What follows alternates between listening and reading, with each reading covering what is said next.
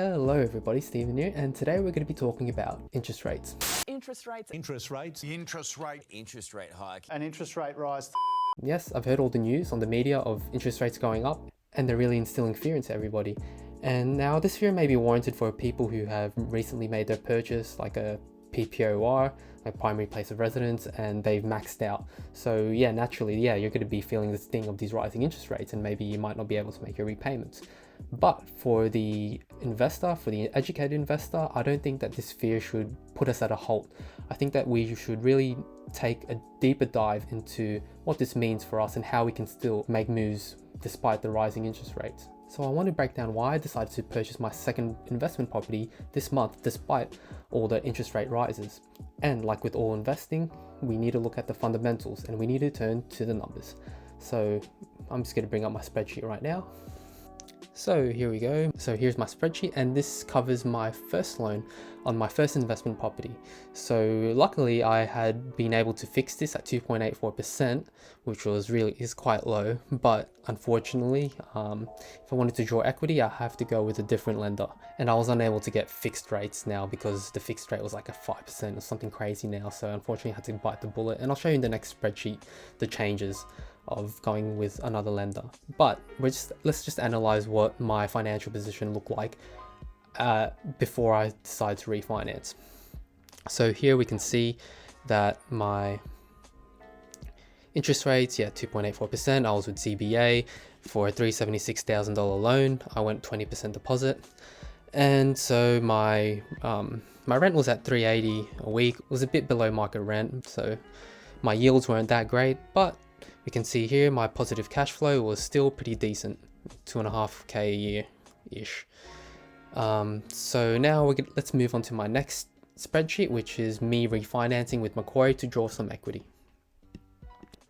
Okay, so here for my second spreadsheet, we can see that my interest rates have definitely went up. My loan amount has went up as well. So this little section right here, it's a visual representation which I created to show you how the refinance worked. So I got a revaluation done, and Macquarie valued my property at 530k. I'm not going to go over the numbers here, but in essence I was able to draw $48,000 in equity. You can pause this and take a screenshot or whatever, and then you can sort of work it out for yourself, since I'm not going to cover this in detail in this video. So anyway, as you can see, when I did refinance, not only did I have a bigger loan, but my interest rates were a lot higher. So unfortunately, my cash flow position has went negative. And one thing to note is that I made this spreadsheet quite a while ago. So things have changed, and the interest rates actually went up by 1%. And now it's actually 4.14%. So let's change it to see what my position looks like right now. 14%. Boom. Oh, that's a blow. Yeah, you can really see the effects on rising interest rates. Just 1% increase, and now I'm on negative 4.2k a year, which is, that's quite concerning, right? But one thing to note is that in this current climate as well, we're in there's a rental crisis, and the price of rentals are skyrocketing through the roof. And so, like I mentioned before, I am on below market value rent. So I've spoken to my property manager, and I've also looked at comparables in the area, and when I do renew the lease, I'm going to be able to bump up the rents to market rents, which is actually going to be at around $500 to $550 a week. So let's punch in 500 conservatively into my calculator to see what my cash flow position will look like after that. So here we go, $380 a week. Let's just change that to 500. And boom. Okay, sweet. So I'm still looking pretty good now, despite the rising interest rates, since the market rent has increased over the same period of time. Now I'm actually at a positive cash flow position once I renew my lease. So I'm actually going to probably go over there as well, and when the lease ends, to do some renovations, because I thought it would be quite a fun task. I'm going to vlog it as well, and I guess it will be like some Better Homes and Gardens renovation show. Okay, so also you can see that my rental yield has actually went up as well, which is pretty sweet, 5.5%. That's a pretty good spot to be in, and yeah. Okay, so now moving on, we're going to be going to my second property, which is in WA, where I went with First Mac. Now I don't have I'm still in the process of getting settled, so I actually don't know what my interest rate's going to be, since it just keeps going up. So I'm just going to estimate it at 0.1% higher than my Macquarie, my IP number 1 loan. So I've put 4.24%. So now in Western Australia, the property management fees are a bit higher, but the council rates are a bit lower, so it sort of evens each other out.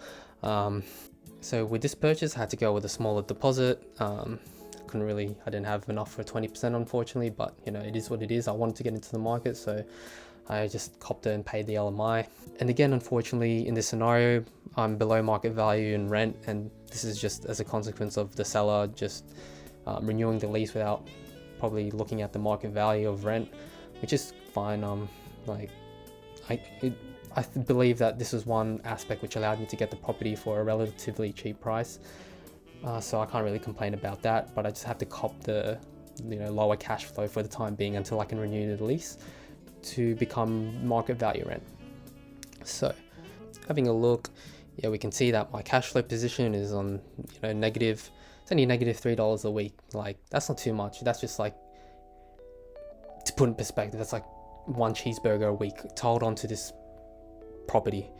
I'm pretty happy, like paying one cheeseburger a week to hold on to this asset, which is still going to appreciate. I still see 5 to 10% growth over like the next 6 to 12 months. So it's a win in my books, and I'm still pretty happy about that.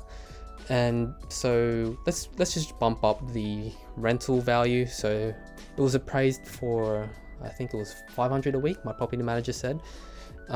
So let's see, 500 a week.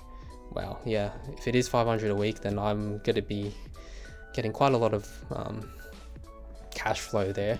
4.3k, which is quite amazing, and 6.5% rental yield.